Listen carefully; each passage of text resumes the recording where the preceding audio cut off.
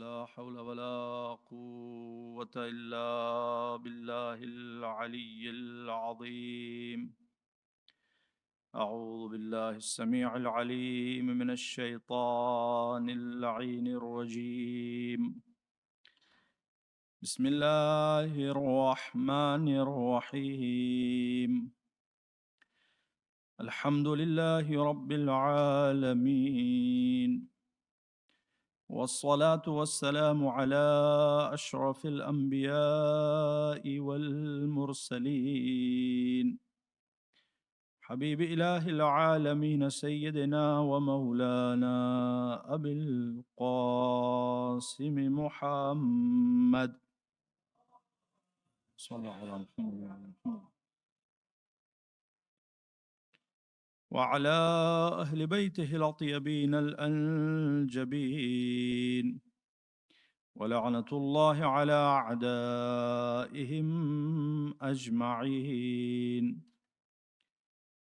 أما بعد، فقد قال رسول الله صلى الله عليه وآله وسلم: إن الحسين مصباح الهدى وسفينة النجاة.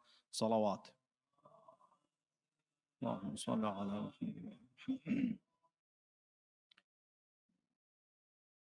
بے شک امام حسین علیہ الصلاۃ والسلام چراغ ہدایت اور کشتی نجات ہے۔ اس عنوان پر گفتگو کا سلسلہ جاری ہے، لیکن جیسا کہ کل ہم نے عرض کیا تھا کہ نماز جماعت سے متعلق کچھ ضروری مسائل اسپیشلی بہنوں کے لیے، اگرچہ انشاءاللہ جو مرد حضرات یہاں بیٹھے ہیں ہو سکتا ہے ان کے لیے بھی مفید ہو۔ اگر اینڈ میں رکھیں گے، مسئلہ کیا ہے کہ ابھی تعداد کم ہے،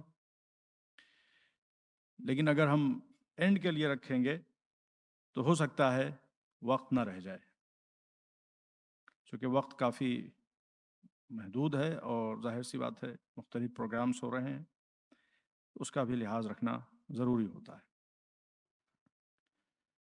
نماز جماعت اس کی جو فضیلت اور عظمت ہے وہ آپ حضرات اچھی طرح سے جانتے ہیں۔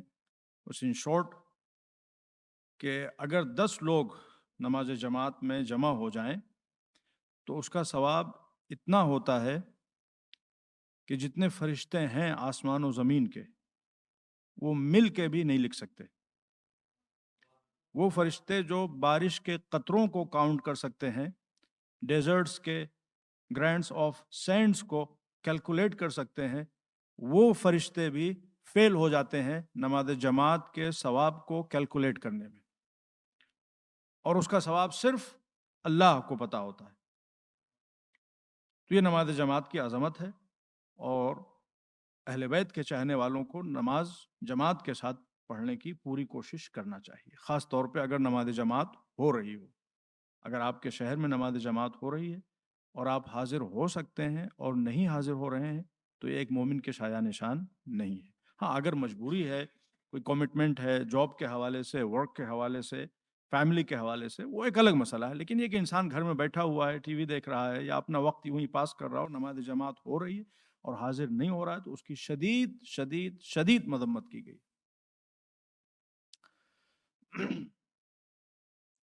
اور نماز جماعت کی عظمت کو دیکھیں، امام حسین کا ذکر ہے اور یہ ایام انہی سے مخصوص ہیں، تو امام حسین کے عزاداروں سے زیادہ کس کا حق بنتا ہے اور کس کا فرض بنتا ہے نماز جماعت میں شرکت کرنے کا اور نماز کو جماعت کے ساتھ پڑھنے کا۔ امام حسین علیہ الصلوۃ والسلام نے تیروں کی برسات میں نماز جماعت قائم کی ہے۔ اگر چاہتے تو امام حسین علیہ الصلوۃ والسلام کربلا کے میدان میں ایک ایک کر کے نماز پڑھ لیتے سب لوگ، کوئی شہید نہ ہوتا، مگر امام کے 2 اصحاب شہید ہوئے ہیں نماز جماعت قائم کرنے کے لیے۔ یعنی وہ نماز جماعت پڑھی ہے امام حسین نے جس کی تاریخ عالم و آدم میں کوئی مثال نہیں ملتی۔ یہ اسی لیے ہے تاکہ چاہنے والے، ظاہر انہوں نے تو اپنے فرض پہ عمل کیا، جو وہ کرنا چاہتے تھے انہوں نے کیا، لیکن اس کا ایک فائدہ یہ ہے کہ وہ قوم کے جو مسلسل کربلا کا ذکر کرتی ہے اور کربلا کو معیار بنا کے زندگی گزارتی ہے، وہ قوم نماز جماعت کی عظمتوں کو بہتر طور پہ سمجھ لے۔ جب ابو ثمامہ سیداوی آئے، نماز ظہر کا وقت ابھی ہوا نہیں تھا، اگر نماز ظہر کا وقت ہو گیا ہوتا تو امام حسین کو سب سے پہلے علم ہوتا۔ نماز ظہر کا وقت ابھی ہوا نہیں تھا، ہوا چاہتا تھا کہ امام کے ایک صحابی ابو ثمامہ سیداوی آئے اور آ کے کہا، فرزند رسول نماز کا وقت وہ ہونے والا ہے، جی چاہتا ہے کہ آخری نماز بھی آپ کے اقتداء میں ادا کر لیں۔ امام نے اپنا سر آسمان کی طرف بلند کیا اور کہا، ہاں تم صحیح کہہ رہے ہو، نماز کا وقت ہو رہا ہے۔ ذکرت الصلاۃ جعلک اللہ من المصلین، تم نے نماز کو یاد کیا ہے، اللہ تمہیں نماز گزاروں میں قرار دے۔ اگر امام حسین کی دعا چاہیے ہے تو نماز پہ اور خاص طور پر نماز جماعت پہ پابندی ہم کو کرنا ہوگی۔ امام حسین کی دعا۔ بہرحال تو چند مسائل جو جماعت کے حوالے سے ہوئے کہ دیکھیں، جو نماز ہم لوگ عام طور سے پڑھتے ہیں اسے فرادہ کہا جاتا ہے، اور یہ جو نماز ساتھ میں پڑھتے ہیں اسے جماعت کہا جاتا ہے۔ اس کے کچھ اسپیشل لاز ہیں اور وہ سیکھنا ہر مومن کے لیے فرض واجب ہے۔ یہ چیز وہ ہے جو ہم بیان کر رہے ہیں، یہ واجبات میں سے، باقی جو چیزیں ہم بیان کریں گے وہ سب مستحب، لیکن یہ چیز جو ہم بیان کر رہے ہیں اس کا لرن کرنا ہر مومن کے اوپر واجب ہے۔ پہلی بات تو ہے کہ نیت ہونی چاہیے آپ کی کہ آپ جماعت کی نماز پڑھ رہے ہیں، اور ظاہر ہے کہ وہ ہوتی ہے۔ اور پھر اس کے بعد میں جب آپ نے اللہ اکبر کہہ کے نماز کو جوائن کر لیا تو اب جن چیزوں کو آپ کو پیش نظر رکھنا ہے وہ یہ ہے۔ پہلی چیز کہ جب آپ جماعت میں شامل ہو گئے تو اب جتنے ایکشنز ہیں جماعت کے انہیں آپ پہلے پرفارم نہیں کر سکتے امام جماعت۔ مثال کے طور پہ اگر کوئی جلد بازی میں رکوع میں پہلے چلا گیا یا سجدے میں پہلے چلا گیا، اس نے جان بوجھ کے اگر ایسا کیا ہے تو اس کی نماز ختم ہو گئی۔ اگر بھولے سے چلا گیا ہے تو اگر بھولے سے چلا گیا ہے اور ابھی وقت ہے کہ وہ اٹھ سکتا ہے، رکوع سے باہر آ سکتا ہے یا سجدے سے نکل سکتا ہے اور پھر امام کے ساتھ رکوع یا سجدہ کر سکتا ہے، تو واجب ہے کہ وہ پہلے وہ یہ کام کرے۔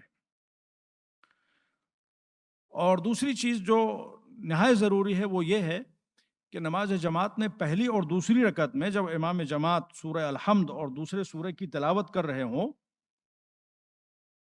اب دیکھیں نمازیں دو طرح کی ہیں، جہری نمازیں اور اخفاتی نمازیں۔ خواتین کے لیے تمام نمازیں اخفاتی ہیں، یعنی تمام نمازیں وہ سائلنٹلی آہستہ پڑھیں گی۔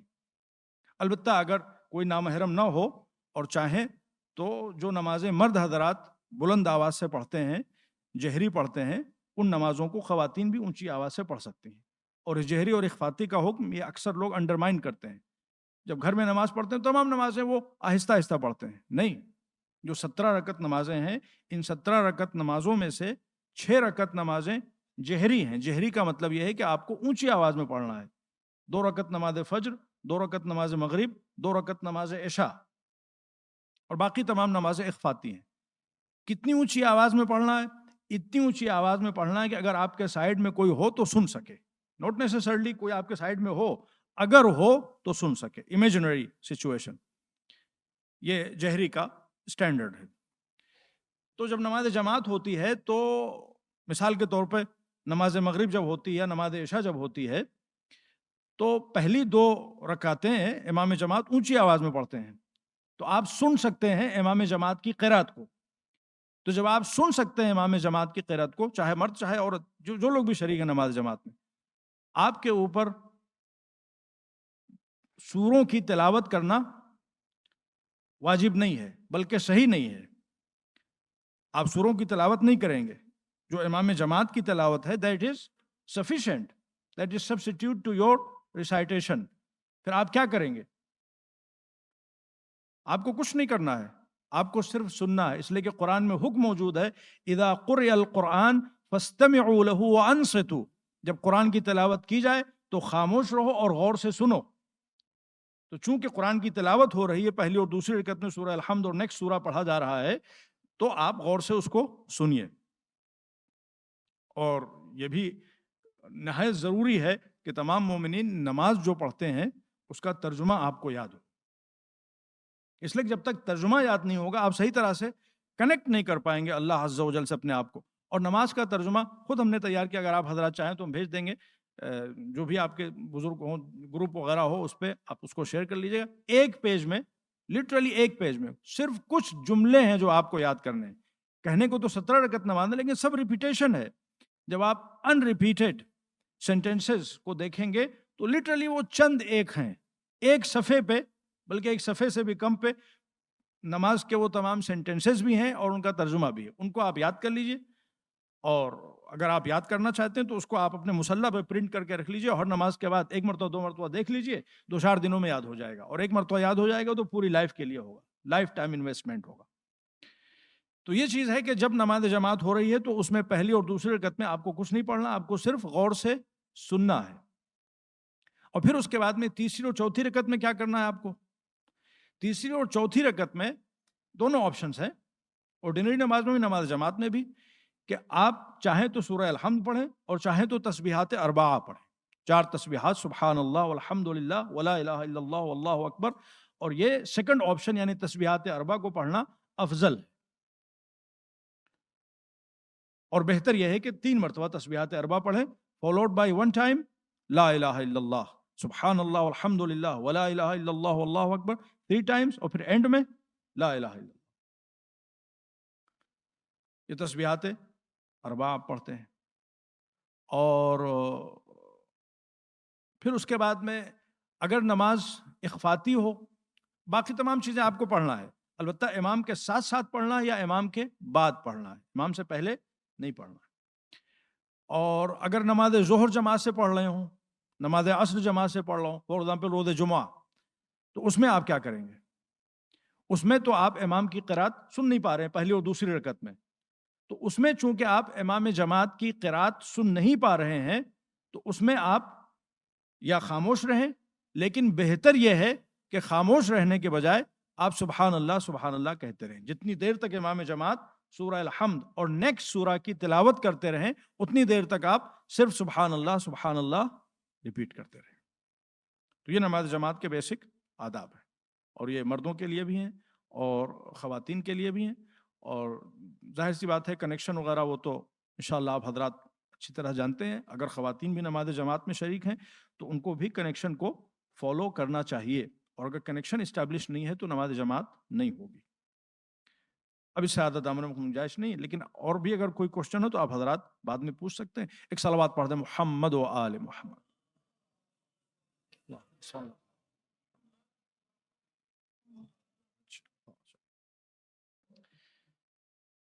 امام حسین چراغ ہدایت اور کشتی نجات ہے، اور خدا کا لاکھ لاکھ شکر ہے کہ ہم لوگ یوں تو پورے سال اور بالخصوص ان 2.25 مہینوں میں اور بالاخص شروع کے ان 12-13 دنوں میں مسلسل امام حسین علیہ السلام سے جڑے رہتے ہیں.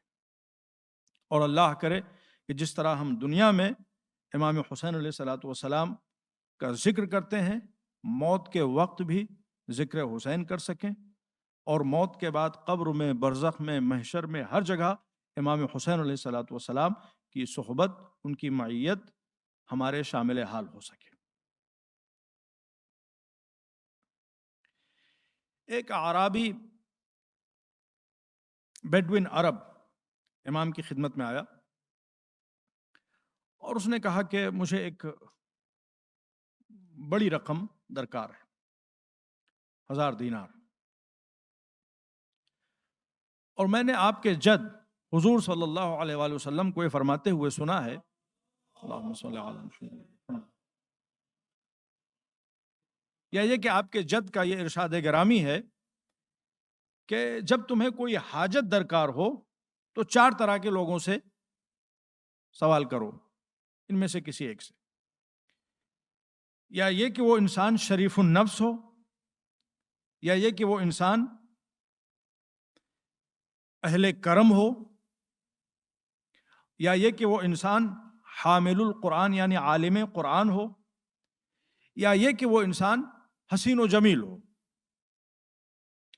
یہ 4 طرح کے لوگ ہیں جن سے حاجت طلب کرنے کو کہا گیا ہے. اگر کسی ایسے ہی کے سامنے انسان ہاتھ پھیلا دے گا تو ہو سکتا ہے ذلیل و خوار ہو جائے. اور جب میں ان چاروں خصوصیات کو دیکھتا ہوں تو آپ کی ذات وہ ہے کہ جو ان چاروں خصوصیات کا مرکز اور محور ہے. جہاں تک مسئلہ شرافت کا ہے تو آپ ہی کے گھرانے کی وجہ سے عرب و عجم کو شرافت ملی. اور جہاں تک مسئلہ جود و کرم کا ہے تو وہ تو آپ کے خاندان کی میراث ہے. اور جہاں تک بات قرآن کی ہے، علم قرآن کی ہے، تو قرآن آپ ہی کے گھرانے میں نازل ہوا. اور جہاں تک مسئلہ حسن صورت کی ہے تو آپ کے جد کا ارشاد ہے کہ اگر مجھے دیکھنا چاہو تو حسن کو دیکھ لو یا حسین کو دیکھ لو. تو یہ چاروں خصوصیات آپ کے اندر بدرجہ اتم موجود ہیں، لہٰذا میں آپ کی بارگاہ میں آیا. امام نے کہا اگر تو نے ہمارے جد کی حدیث پیش فرمائی ہے تو میں نے بھی اپنے جد سے بہت کچھ سنا ہے. ایک جملہ نقل کرتا ہوں. ہمارے جد کا ارشاد ہے المعروف بقدر المعرفہ، نیکی کرو معرفت کے مطابق. معروف یعنی نیکی کرو معرفت کے مطابق. اب ایک عام انسان اگر سوال کر رہا ہے تو اس کو دینے کا انداز الگ ہوگا، اور ایک پڑھا لکھا انسان سوال کر رہا ہے اس کے دینے کا انداز الگ ہوگا. ایک عالم سوال کر رہا ہے اس کے دینے کا انداز الگ ہوگا. ایک مومن سوال کر رہا ہے اس کے دینے کا انداز الگ ہوگا. معروف بقدر معرفت، جتنی معرفت اس کے مطابق نیکی کی جائے گی. اور میرے بابا کا ارشاد ہے قیمت کل امرئ ما یحسن، ہر انسان کی ویلیو اسی میں ہے جو وہ اچھی طرح سے جانتا ہو، جو وہ اچھی طرح سے کر سکتا ہو. تو ان دونوں ارشادات کی روشنی میں میں تجھ سے 3 سوال پوچھتا ہوں. اگر تو نے ایک کا صحیح جواب دے دیا تو 1/3 دے دوں گا جو تو نے مانگا ہے، اور اگر 2 کا صحیح جواب دیا تو 2/3، اور اگر تینوں کا صحیح جواب دے دیا تو جو مانگا ہے وہ پورا تیرا. اب اگر وہ کہتا کہ پوچھئے تو آپ یقین کیجئے کہ وہ ذلیل ہو جاتا. مگر اس نے کیا کہا کہ میں کہاں اور آپ کہاں، لیکن اگر آپ کہہ ہی رہے ہیں، یہ شرط لگا ہی رہے ہیں، لا قوت الا باللہ، میں اللہ پہ ٹرسٹ کرتا ہوں، اللہ پہ بھروسہ کرتا ہوں اور امید کرتا ہوں کہ اللہ میری مدد کرے گا. امام عالی مقام نے جو تینوں سوالات پوچھے نہایت امپورٹنٹ، ہم سب کے لیے مشعل راہ ہے، ہدایت ہے، سرچشمہ ہدایت، اس لیے کہ حسین چراغ ہدایت اور کشتی نجات. آپ نے پوچھا یہ بتا ای الاعمال افضل، پوری کائنات میں سب سے افضل چیز کیا ہے، سب سے بافضیلت چیز کیا ہے کہ نہیں؟ ایک امپورٹنٹ کوشچن. یہ ہمیں اپنے بچوں کو بتانا چاہیے تمام چیزیں، خاص طور سے ان دنوں میں امام حسین علیہ السلام کا تذکرہ ہمیں زیادہ کرنا چاہیے. ہم چاہتے تو کوئی دوسرا ٹاپک بھی انتخاب کر سکتے، لیکن ہم نے کہا کہ نہیں، یہ دن خاص طور سے یہ جو 12 دن ہوتے ہیں ان میں زیادہ امام حسین علیہ السلام کا ذکر ہو. ای الاعمال افضل، سب سے افضل عمل کون سا ہے؟ تو اس نے کہا الایمان باللہ. وہ نہیں بول رہا ہے کیونکہ اس نے اللہ پہ ٹرسٹ کر لیا ہے، تو اب اس کی زبان پہ اللہ رب العزت کی طرف سے الہام ہو رہا ہے. ای الاعمال افضل، تو اس نے کہا الایمان باللہ، اللہ پر ایمان. اس سے افضل کوئی چیز نہیں. اللہ پہ ایمان ہے تو باقی تمام خوبیاں نیکیاں وہ سب ہیں، اور انشاءاللہ وہ کام بھی آئیں گی، وہ فائدہ بھی پہنچائیں گی. لیکن اگر اللہ پہ ایمان ہی نہیں ہے، جانے کتنے لوگ ہوتے ہیں وہ بڑے سویلائزڈ ہوتے ہیں، بڑے مہذب ہوتے ہیں، مگر ایک موقع آتا ہے زندگی میں کہ وہ سب کچھ بھول جاتے ہیں.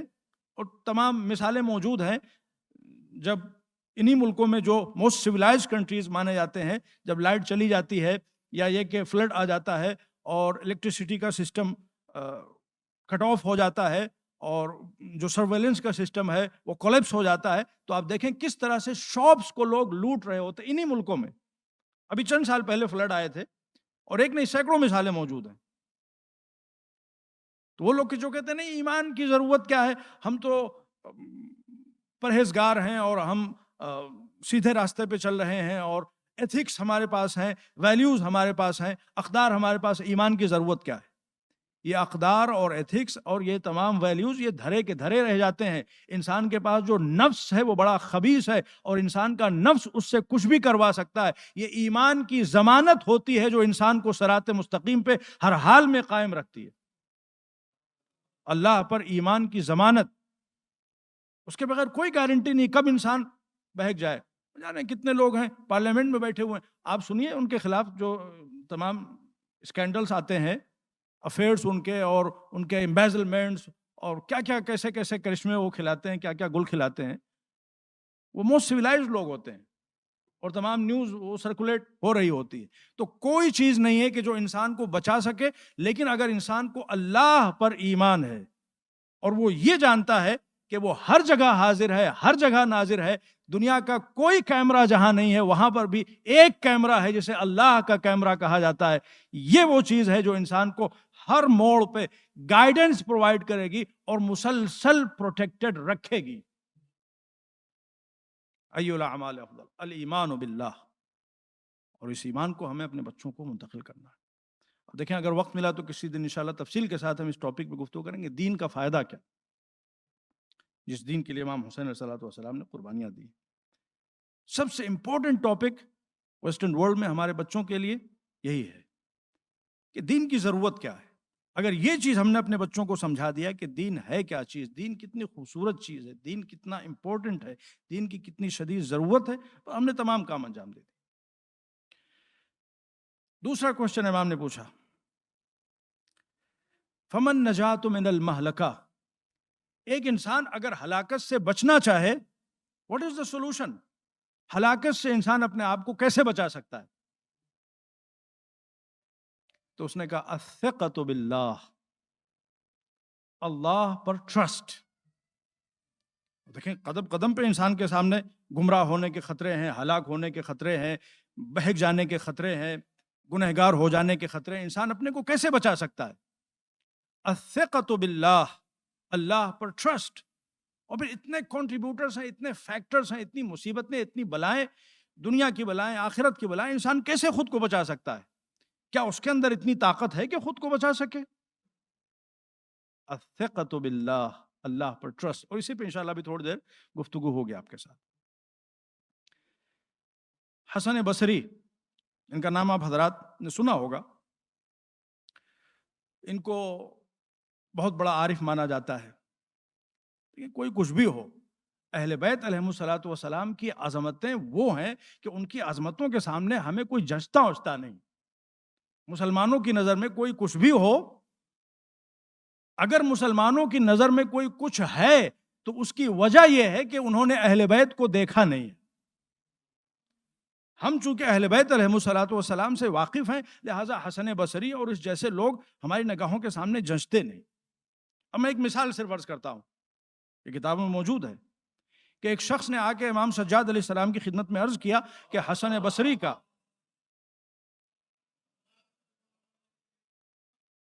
بصری کا نظریہ یہ ہے، ان کا اوپینین یہ ہے کہ العجب کل العجب، تعجب ہے اور بے پناہ تعجب ہے اس انسان پر کہ جو نجات پا جائے، کہ وہ نجات کیسے پا گیا جبکہ ہلاکت کے تمام چانسز اس دنیا میں انسان کے ارد گرد گھوم رہے ہیں۔ امام سجاد علیہ السلام نے کہا وہ یہ کہتے ہوں گے مگر ہم اہل بیت یہ نہیں کہتے۔ پھر مولا آپ کیا کہتے ہیں؟ امام نے فرمایا کہ ہم یہ کہتے ہیں، تعجب ہے اور اس پر تعجب ہے کہ جو ہلاک ہو جائے کہ وہ کیسے ہلاک ہو گیا جبکہ اللہ کی رحمت اتنی وسیع ہے۔ تو آپ دیکھیں حسن بصری کا جملہ کیا ہے؟ تعجب ہے اس پر کہ جو نجات پا گیا، کہ کیسے نجات پا گیا، اس لیے کہ ہلاکت کے چانسز بہت زیادہ ہیں۔ امام سجاد کیا فرماتے ہیں؟ تعجب ہے اس پر کہ جو ہلاک ہو گیا کہ وہ کیسے ہلاک ہو گیا جبکہ توبہ کا دروازہ کھلا ہوا ہے، رحمت للعالمین موجود ہیں، اہل بیت اطہار موجود ہیں، ہدایت کے خزانے موجود ہیں، رحمت کے دروازے کھلے ہوئے ہیں، سمندر کے سمندر موجود ہیں، پھر بھی انسان ہلاک ہو گیا تو کیسے ہلاک ہو گیا؟ تعجب یہ ہے۔ کتنا فرق ہے آپ دیکھیں مزاج میں. بہرحال امام نے کہا حسن تو نے صحیح جواب دیا, اللہ پہ ٹرسٹ یہ وہ چیز ہے جو انسان کو بچا سکتی. تیسرا کوشچن, فما یزین المرء, یہ بتا کہ انسان کی زینت کیا ہے؟ سب سے افضل چیز ایمان, ہلاکت سے نجات, trust in Allah. What is your beauty? Beauty parlour میں جانا, اچھے کپڑے پہننا, اچھے گھر میں رہنا, اچھی گاڑی میں رہنا, یہ تمام چیزیں اس دنیا کی ہیں. اللہ نے قرآن میں بالکل صاف صاف کہا انا جعلنا ما علی الارض زینۃ لہا, جو کچھ اس زمین کے اوپر ہے سب زمین کے لیے زینت ہے. تمہارے لیے زینت کیا ہے؟ حبب الیکم الایمان وزینہ فی قلوبکم, اللہ نے تمہارے لیے ایمان کو پسند کر لیا ہے, ایمان کو محبوب بنا دیا ہے, اور اس کے ذریعے سے تمہارے دلوں کو اللہ نے مزین کر دیا ہے. تمہارے دلوں کی زینت کا نام ایمان ہے. آپ نہیں سمجھے ابھی. ایمان سے مراد کیا ہے؟ ایمان اور عمل صالح اس کے بہت سے اپلیکیشنز ہو سکتے ہیں, لیکن ایک موقع پہ حقیقت ایمان اور حقیقت عمل صالح کو رسول اللہ نے پہچانوایا ہے, اور دونوں کو ایک ہی جگہ کے اوپر ایک ہی وقت میں اور بہت خوبصورتی کے ساتھ پہچانوایا.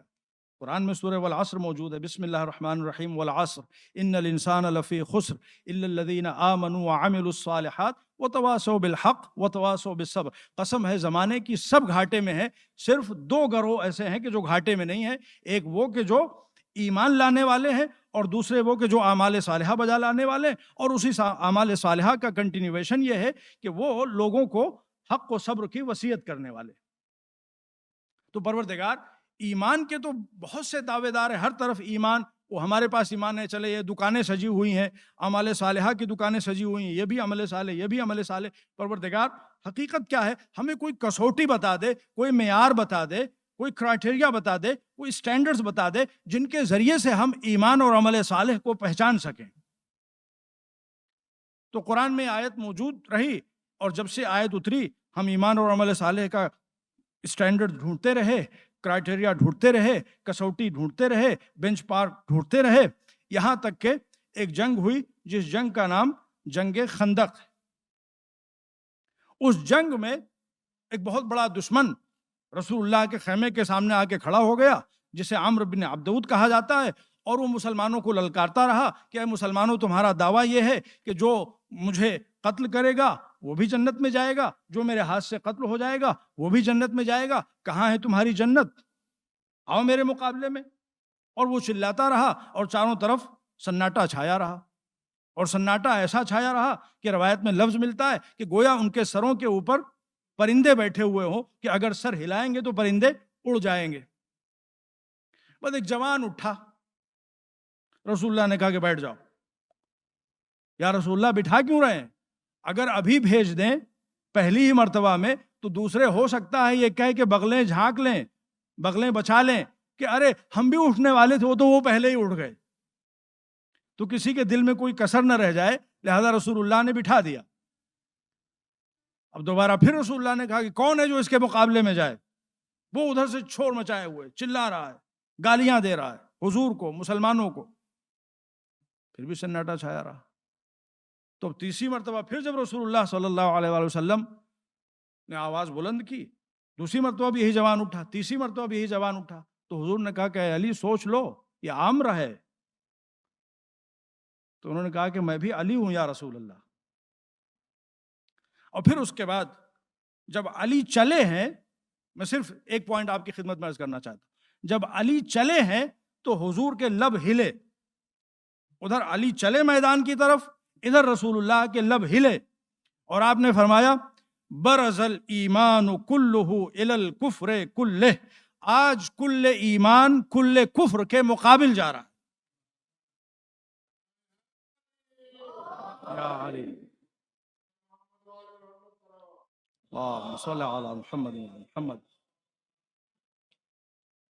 ہم نے کہا یا رسول اللہ آپ کا بہت بہت شکریہ, ہمیں ہماری کسوٹی مل گئی جس کی ہم تلاش میں تھے, وہ یہی تھا کہ ہمیں کوئی عملی شکل میں کوئی پریکٹیکل، کوئی واکنگ ٹاکنگ ایمان مل جائے جس کو ہم دیکھتے جائیں اور اپنے ایمان کے قبلے کو صحیح کرتے جائیں۔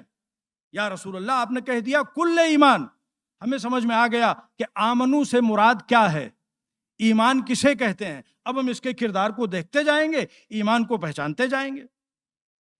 علی میدان میں گئے، اس کو واصل جہنم کیا، اور اس کے بعد جب میدان جنگ سے پلٹ کے آئے تو حضور کے لب ایک مرتبہ پھر ہلے، اور اب کی جو حضور کے لب ہلے تو ہم نے غور سے سنا تو دیکھا کہ حضور فرما رہے ہیں ضربۃ علی یوم الخندق افضل من عبادت الثقلین، علی کی ایک ضربت ثقلین کی عبادت پر بھاری ہے۔ ہم نے کہا یا رسول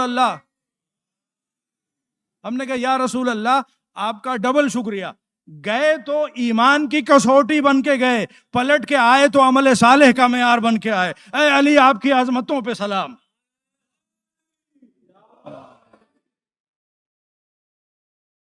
تو ایمان اور عمل صالح کیا ہے؟ حبب الیکم الایمان وزینہ فی قلوبکم، ایمان کی عظمت کہ وہ مومنوں کے دلوں کی زینت ہے۔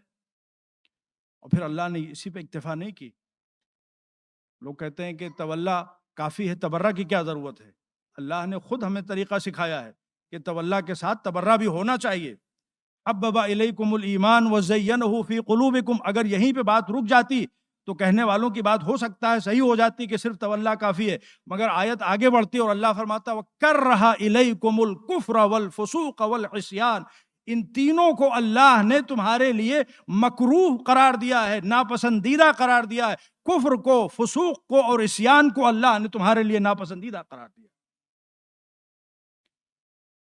تو علی کی محبت سے ہمیں اپنے سینوں کو سجانا ہے، اپنے دلوں کو سجانا ہے، اور غیروں کی محبت سے، کفر کی، فسوق کی، عصیان کی محبت سے اپنے دلوں کو پاکیزہ بنانا۔ وہ تولا ہے، یہ تبرہ ہے۔ بہرحال امام کا تیسرا کوشچن، فما یزین المرء، انسان کے لیے زینت کیا ہے؟ تو اس نے کہا علم ماحو حلم، انسان کی زینت یہ ہے کہ اس کے پاس علم ہو، اور علم کے ساتھ حلم ہو۔ علم نالج، حلم فوربیئرنس، پیشنس، ضبط نفس، ہمبلنس۔ علم ہو لیکن اکڑ ہو تو وہ شیطان ہے، علم ہو اور ہمبلنس ہو تو وہ آدم ہے۔ علم ماحو حلم۔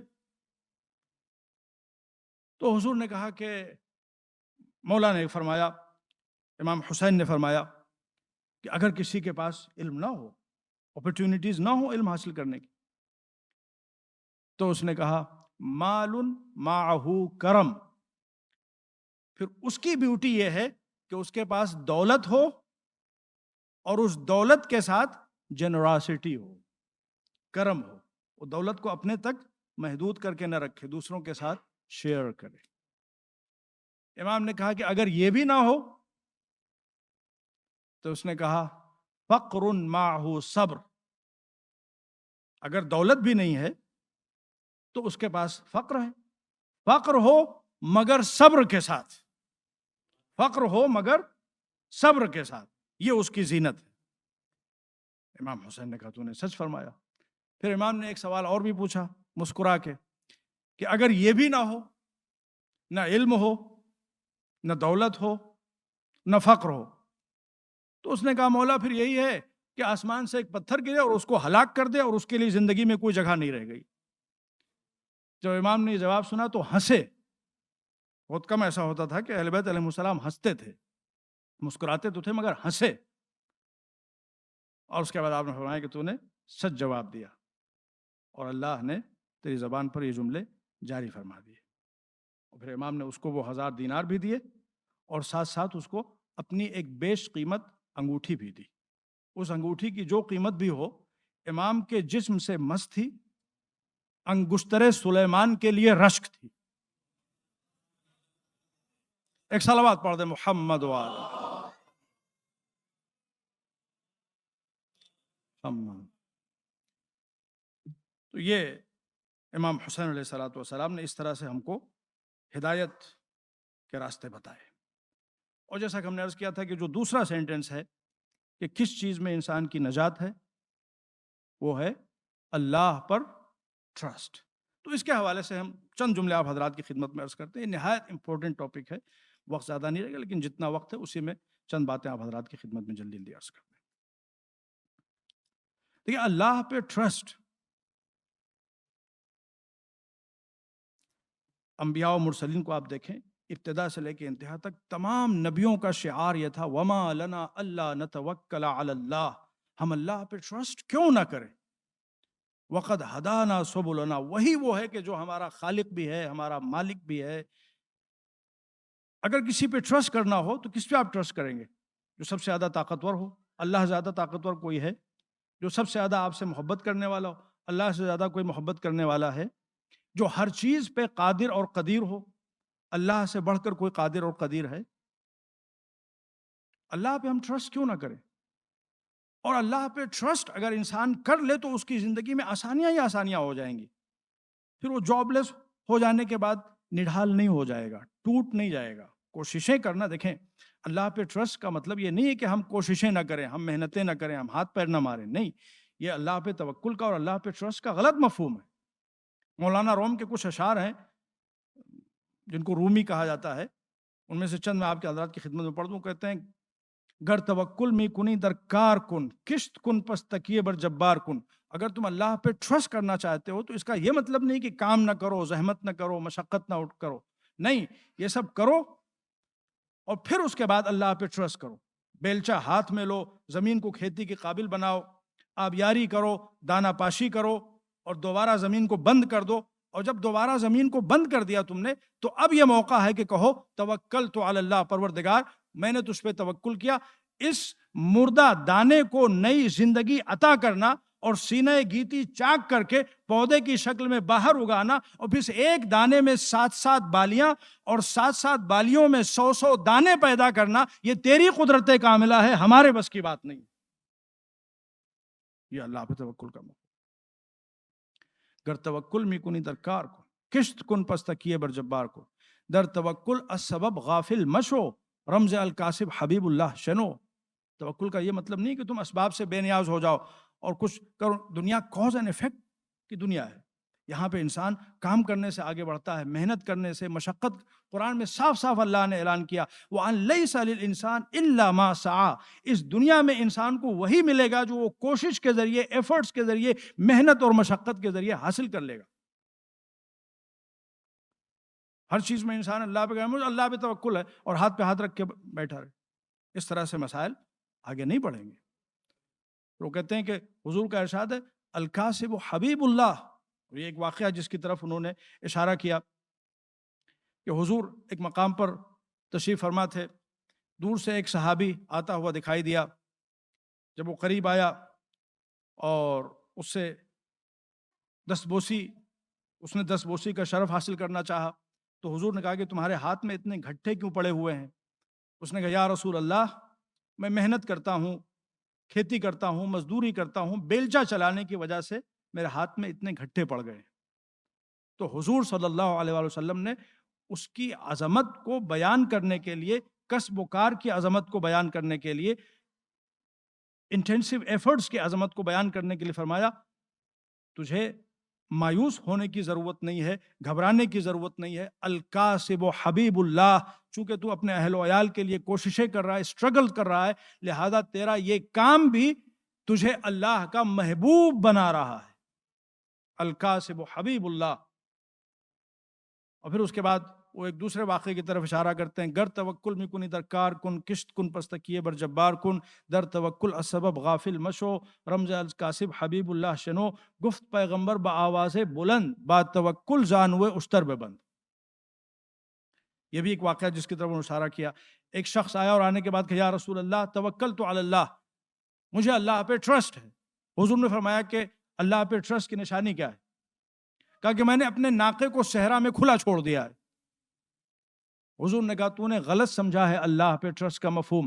اعقل راحلتک ثم توکل علی اللہ، اپنے ناقے کو اچھی طرح سے باندھ، پھر یہ کہے کہ میں اللہ پہ توکل کرتا ہوں۔ ناقے کو کھلا چھوڑ دیا، گھر کو کھلا چھوڑ دیا، پڑھائی کچھ نہیں کی اور امید کیے بیٹھے ہیں کہ نہیں 95% سے اوپر مارکس آئیں گے.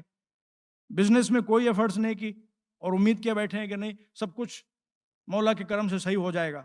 یہ اللہ پہ توکل کا مفہوم نہیں ہے، یہ توکل کا غلط مفہوم ہے. توکل علی اللہ، کوشش ہمیں کرنا ہے، محنت ہمیں کرنا ہے، مشقت ہمیں کرنا ہے، نتیجے کی امید اللہ سے رکھنا ہے. یہ توکل کا صحیح مفہوم ہے. اور دیکھیں اگر کوئی اللہ پہ ٹرسٹ کر لیتا ہے تو اللہ اس کو اس کے حال پہ چھوڑتا نہیں، کوششیں کرنے کے بعد، محنتیں کرنے کے بعد. اب ذرا سی دیر میں انسان بلک جاتا ہے، بے چین ہو جاتا ہے، مضطرب ہو جاتا ہے، اس کا ایمان ڈاواڈول ہونے لگتا ہے. یہ سب اس بات کی نشانیاں ہیں کہ اس کو اللہ پہ ٹرسٹ نہیں ہے. یا یہ کہ بات بات میں وہ ہر چیز کو کوشچن کرتا ہے کہ یہ کیوں، ایسے کیوں، ایسے کیوں شریعت کے احکام میں. لیکن جو عقل کا دائرہ ہے وہ فنڈامنٹل پرنسپلز میں ہے. عقائد کے معاملے میں آپ اپنی عقل کو مکمل طور پہ استعمال کیجئے. مگر یہ کہ نماز فجر 2 رکعت کیوں ہے، نماز مغرب 3 رکعت کیوں ہے، نماز عشاء 4 رکعت کیوں ہے.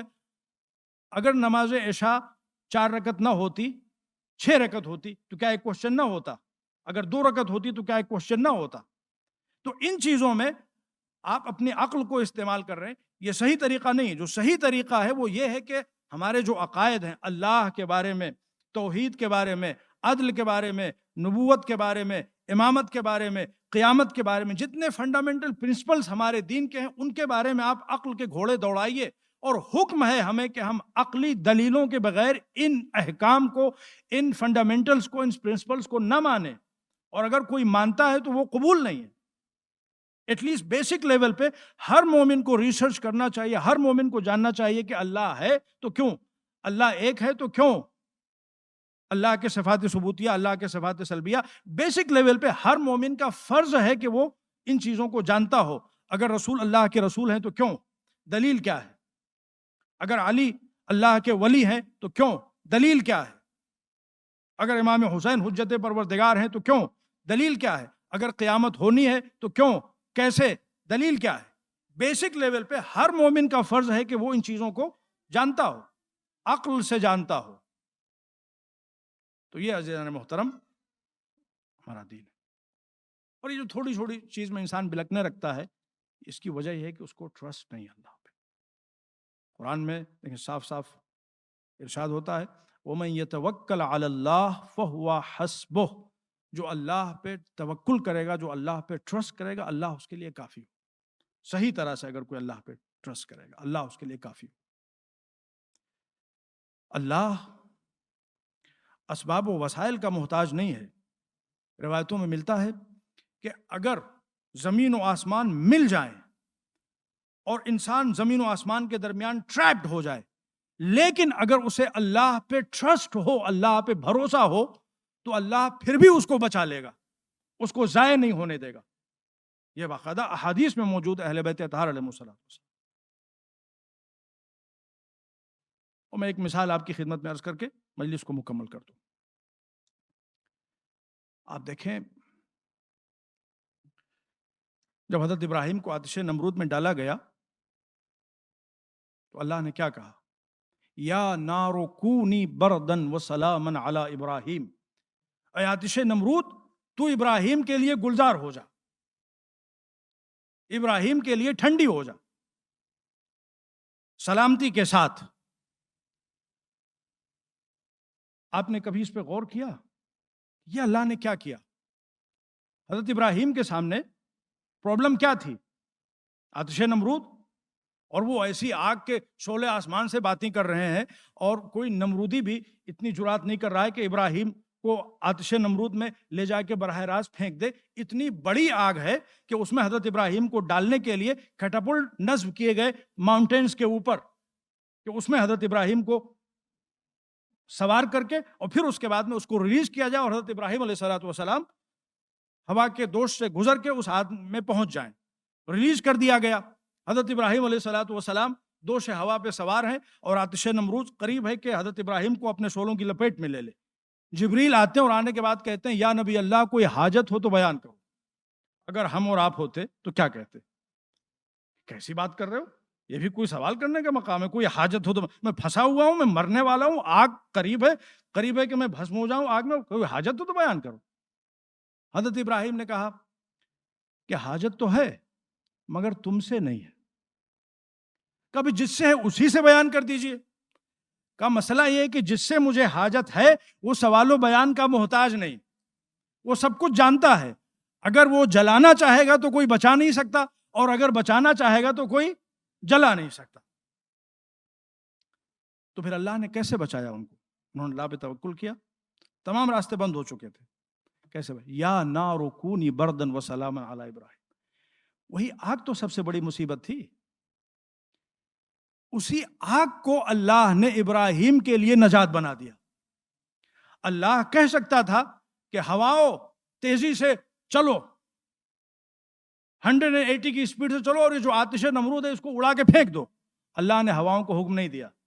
اللہ چاہتا تو بادلوں کو حکم دیتا کہ جھوم جھوم کے برسنا شروع کر دو، آتش نمرود لمحوں میں کیچڑ میں تبدیل ہو جائے۔ اللہ نے نہیں کیا۔ اللہ چاہتا تو فرشتوں کو حکم دیتا کہ فرشتوں ایک اشارے میں آتش نمرود کو ادھر سے ادھر پھینک دو۔ اللہ نے یہ کام بھی نہیں کیا۔ اللہ نے کیا کیا؟ خود آگ کو حکم دیا، یا نارو کونی، اے آگ تو ابراہیم کے لیے گلزار ہو جا۔ کیا مطلب؟ خبردار گھبرانا نہیں، تمہارے ہاتھ بندھے ہیں، تم لمیٹڈ ہو، مگر اللہ لامحدود ہے، اس کے دونوں ہاتھ کھلے ہوئے ہیں۔ وہ اسباب و علل کا محتاج نہیں ہے، وہ اسباب و علل کا کریٹر ہے۔ وہ کوز اینڈ ایفیکٹ کے سسٹم میں جکڑا ہوا نہیں ہے، وہ کوز اینڈ ایفیکٹ کے سسٹم کا کریٹ کرنے والا ہے۔ اگر وہ تم کو بچانا چاہے گا تو جو تمہاری زندگی میں سب سے بڑی مصیبت ہے، اسی مصیبت کو تمہارے لیے سب سے بڑی رحمت میں تبدیل کر سکتا ہے۔ جو تمہارا مرض ہے اسی مرض کو تمہارے لیے شفا میں بدل سکتا ہے۔ جو تمہارا فقر ہے اسی فقر کو تمہارے لیے نجات کا ذریعہ بنا سکتا ہے۔ جو تمہارے سامنے مصیبتوں کا اژدہا ہے اسی مصیبتوں کے اژدہے کو تمہارے لیے عظیم نعمت میں تبدیل کر سکتا ہے۔ ان اللہ علی کل شیء قدیر، اللہ ہر چیز پہ قادر۔ اور عزیزان محترم، اگر اس کی مثال اعلیٰ دیکھنا ہو تو کربلا کے میدان۔ اللہ پہ جب انسان کو توکل ہوتا ہے تو وہ ڈرتا نہیں کہ نہیں میرے پاس یزید جیسی فوج ہوگی تو میں اس کے خلاف اٹھوں گا، یزید جیسی حکومت ہوگی تو میں اس کے خلاف اٹھوں گا۔ وہ یہ نہیں دیکھتا کہ میرے پاس کیا ہے کیا نہیں ہے، وہ بس اللہ کی مشیت کو دیکھتا ہے، اللہ کے حکم کو دیکھتا ہے اور اپنے فرض کو دیکھتا ہے۔ میرا کام ہے اپنا فرض پورا کرنا، میرا کام ہے اپنا فریضہ ادا کرنا، نتیجہ کیا ہوتا ہے یہ اللہ کا کام ہے۔ یہ امام حسین علیہ السلام بے سر و سامانی کے باوجود اتنی پاورفل حکومت کو شکست دینا، اور وہ بھی ایسی شکست کہ اس کی تاریخ میں نظیر و مثیل نہیں ملتی۔ یہ حسین نے دنیا کو سمجھایا کہ اللہ پہ توکل میں کتنی بڑی طاقت ہے۔ عزیزان محترم،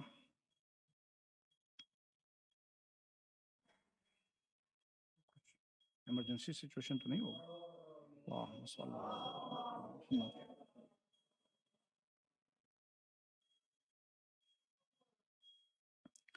ایک اور صلوات پڑھیں محمد علیہ اللہم صلی اللہ علیہ وسلم۔ یہ بہرحال امام حسین علیہ السلام نے اللہ پہ توکل، اور جب انسان کو اللہ پہ توکل ہو جاتا ہے تو کسی سے وہ ڈرتا نہیں، نہ کسی طاقت سے گھبراتا ہے، نہ اپنی بے سر و سامانی سے ڈرتا ہے۔ جو حق ہے وہ کہتا ہے، اور جو حق کا راستہ ہے اس پہ چلتا ہے۔ اور یہی اللہ پہ توکل کی سب سے بڑی نشانی ہے کہ انسان گھبرائے نہیں، انسان ڈرے نہیں، انسان سہمے نہیں، اور جو کرنا چاہتا ہے وہ کرے، نہ کسی لالچ میں آئے اور نہ کسی ڈر میں دب جائے۔ یہ دو مین فیکٹرز ہوتے ہیں جس کی وجہ سے انسان گناہ کرتا ہے۔ تمام تر گناہ انسان انہی دو وجہوں سے کرتا ہے، یا ڈر کی وجہ سے کرتا ہے یا لالچ کی وجہ سے کرتا ہے۔ اب اس کا وقت نہیں کہ میں اوپن کروں اس کو، انشاءاللہ پھر کسی موقع پہ عرض کروں گا۔ یہ بھی امام حسین علیہ السلام کا ایک ارشاد ہے۔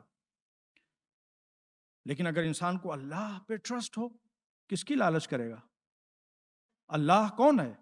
ماذا وجد من فقدک وما الذی فقد من وجدک، پروردگار اس نے کیا کھویا جس نے تجھے پا لیا، اور اس نے کیا پایا جس نے تجھے کھو دیا۔ تو ہے تو سب کچھ ہے، اور تو نہیں ہے تو کچھ بھی نہیں، کچھ بھی نہیں۔ تمام نعمتیں، تمام فیوز، تمام برکات، تمام توفیقات، سب کا سورس اللہ ہے۔ اگر کسی سے امید رکھنا ہے تو کسی غیر سے امید کیوں رکھتے ہو؟ جو چاہیے سب اللہ کے حاضر و ناظر۔ اور اگر ڈرنا ہے تو اللہ سے زیادہ حقدار کون ہے ڈرنے کا؟ کون تمہارا کیا بگاڑ سکتا ہے؟ میکسیمم اگر دنیا میں کوئی تم کو کچھ کر سکتا ہے، کوئی تمہیں کچھ دے سکتا ہے تو چند پیسے دے سکتا ہے۔ ان چند پیسوں کی کیا حیثیت ہے؟ میکسیمم اگر کوئی تم سے اس دنیا میں کچھ لے سکتا ہے تمہاری جان ہے، اس کے آگے کچھ نہیں لے سکتا۔ امام حسین علیہ السلام نے سب کچھ قربان کر دیا، اور سب کچھ قربان کر کے اللہ نے انہیں امر بنا دیا کہ جو کچھ تم نے حسین سے لینا چاہا، وہ سب کچھ میں نے حسین کو کس شان سے عطا کیا۔ کون ہے 1400 سال کے بعد جس کو اس شان سے یاد کیا جاتا ہو؟ پوری دنیا حسین حسین حسین حسین کر۔ امام حسین کے توکل کی جزا ہے جو اللہ نے عطا کی۔ 4 محرم 3 محرم کو عمر سعد میدان کربلا میں آیا اور بہت بڑا لشکر لے کے آیا، بہت بڑا لشکر لے کے آیا۔ انشاءاللہ کل ہم جو امام حسین اور عمر سعد کے درمیان گفتگو ہوئی، اس پہ ہم آپ کے اس میں عبرتیں اس گفتگو میں بہت ڈیپتھ ہے، بہت گہرائیاں ہیں۔ اگر اس پہ انسان غور کر لے تو سرمایہ نجات ہے اس کے لیے۔ اگر وقت ہوا تو انشاءاللہ کل مختصر طور پر اس پہ روشنی ڈالیں۔ اور یہ جو 4 محرم ہے، یہ جناب حبیب ابن مظاہر اسدی سے مخصوص ہے، امام کے صحابی، اور وہ عظیم المرتبہ صحابی جن کی عظمتوں پہ ہماری جانیں قربان۔ ایک بہت جلیل القدر عالم تھے، فیض کاشانی رحمۃ اللہ علیہ۔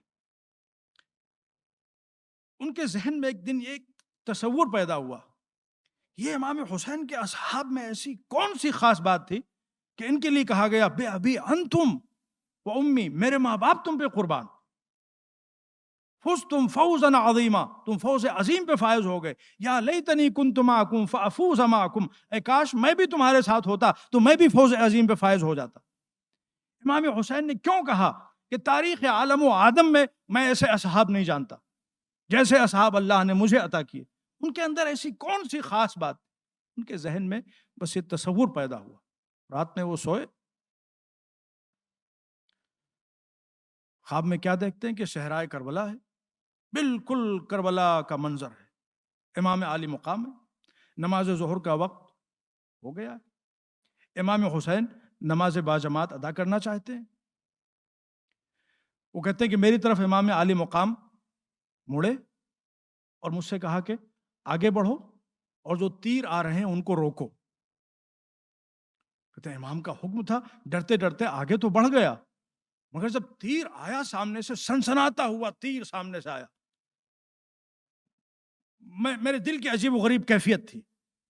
کبھی سوچتا تھا کہ تیر کو روکوں، کبھی سوچتا تھا کیسے میں اسے اپنے سینے پہ روک لوں، اور پھر اسی کشمکش میں تھا کہ وہ تیر حقیقت میں میرے جسم سے آگے بڑھ کے امام کے بدن اقدس میں پیوست ہو گئے۔ میں جاگ گیا، میں نے کہا استغفر اللہ ربی واتوب الیہ۔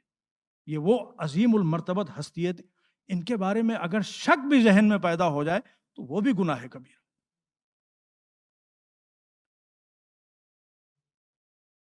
جب نماز کا وقت ہوا ہے کربلا کے میدان میں، حبیب ابن مظاہر اسدی امام سے اجازت لے کے، جب دشمنوں نے گستاخیاں کی ہیں تو جناب حبیب ابن مظاہر اسدی نے اجازت لے کے دشمنوں پہ حملہ کیا۔ ایک ملعون نے کہا، شمر نے کہا کہ حسین نماز پڑھ کے کیا کرو گے، تمہاری نماز کا کیا فائدہ؟ جب اس نے اس طرح سے گستاخی کی تو حبیب، اللہ اکبر، اس غیرت مند انسان کا نام ہے کہ اس گستاخی کو برداشت نہ کر سکا۔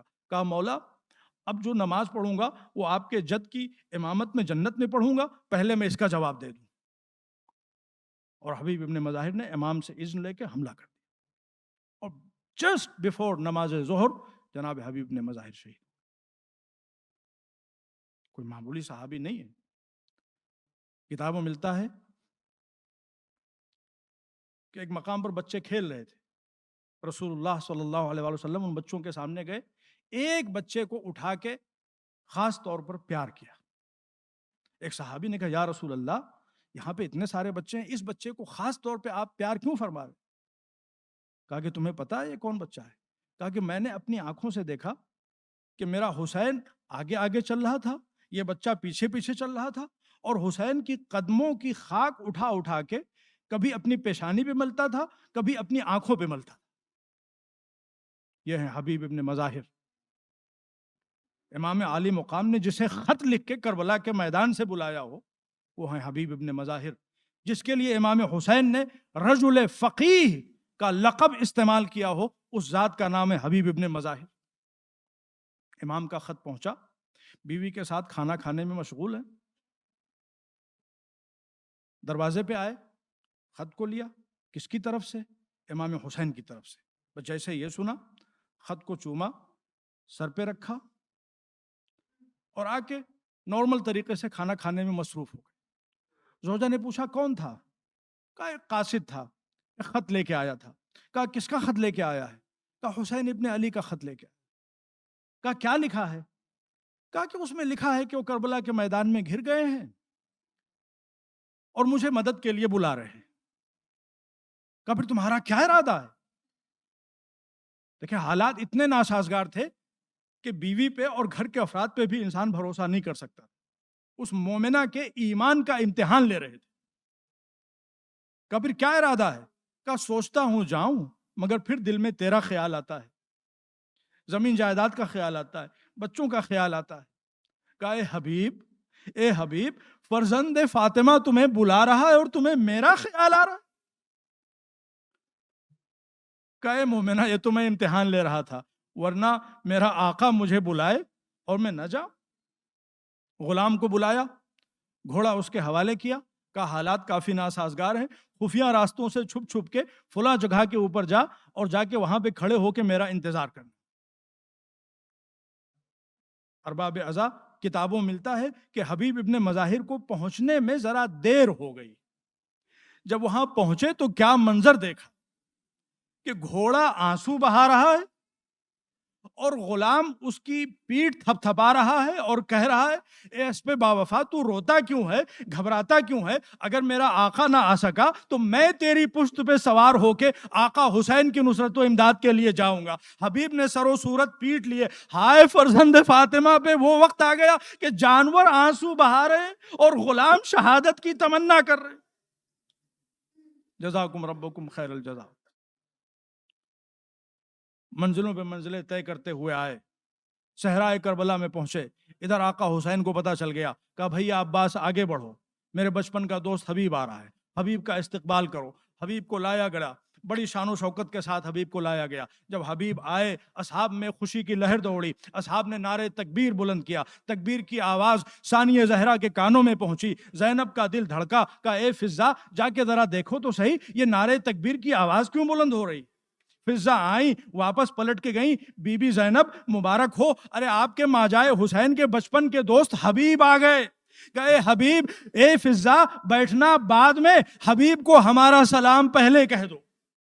فضہ آئیں، کہے حبیب مبارک ہو، ارے علی کی بڑی بیٹی زینب علیہ مقام تم کو سلام کہلوا رہی۔ بس یہ سننا تھا کہ حبیب تڑپ گئے، زمین کربلا پہ بیٹھ گئے، گرد و غبار اٹھا اٹھا کے اپنے سر پہ ڈالتے ہیں، اپنے چہرے پہ ڈالتے ہیں۔ لطم الحبیب خدئی، حبیب نے اپنے رخساروں پہ تماچے مارنا شروع کیے۔ ہائے نبی زادیوں پہ وہ وقت آن پہنچا کہ غلاموں کو سلام کہلوا رہی ہیں۔ جی چاہتا دست ادب جوڑ کے عرض کروں، اے حبیب تمہاری غیرت پہ لاکھوں سلام۔ زینب نے صرف سلام کہلوایا، برداشت نہ کر سکے۔ ہائے کوئی سید سجاد کے دل سے پوچھے، یہی زینب، یہی ام کلثوم، بے مخنہ و چادر، بے کجاوا ناقوں پہ سوار، دیار بدیار پھرائی جا رہی ہیں۔ منادی کی ندا آ رہی، تماشائیو آؤ تماشا دیکھو، یہ علی کی بڑی بیٹی زینب ہے۔